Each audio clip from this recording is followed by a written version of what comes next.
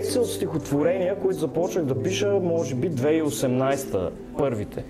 И се оказа така, че само съзнах, че цялата ми концепция клони около живота като сън, съня като живот. Аз имам много големи проблеми лични с това да осъзная кое наистина е реално. И някак си не мога да призная директно като чиста монета нещата, които се случват за реални.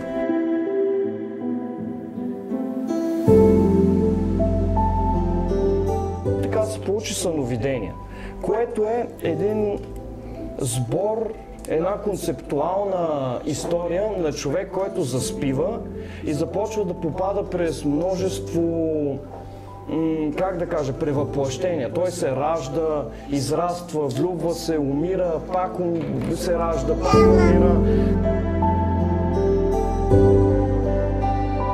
Принтирам живота си на китайска ваза. Крехка черупка на безцветно мекотело, изписана с песните на диви лебеди. Всяко едно движение пълни ума ми. С нови булеварди, покриви, стенания, палитри от павета, разбрали за себе си. Сенките по улиците ме поздравяват учтиво. Свалят шапки, шумолят възторжено. Сигурно, защото се разпознават в мене. Иска ми се и аз да се разпознавах.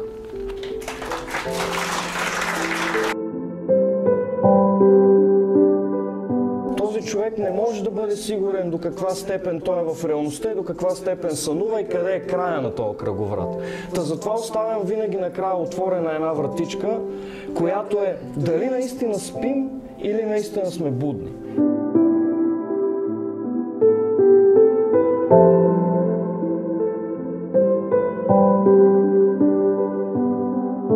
Живеех във време, в което комети прелитат над нас, преследвайки нищото.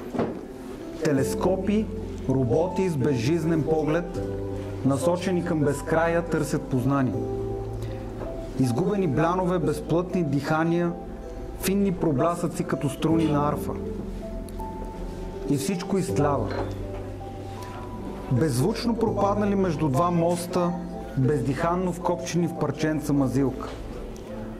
Родени твърде рано, за да открием космоса, родени твърде късно, за да открием себе си.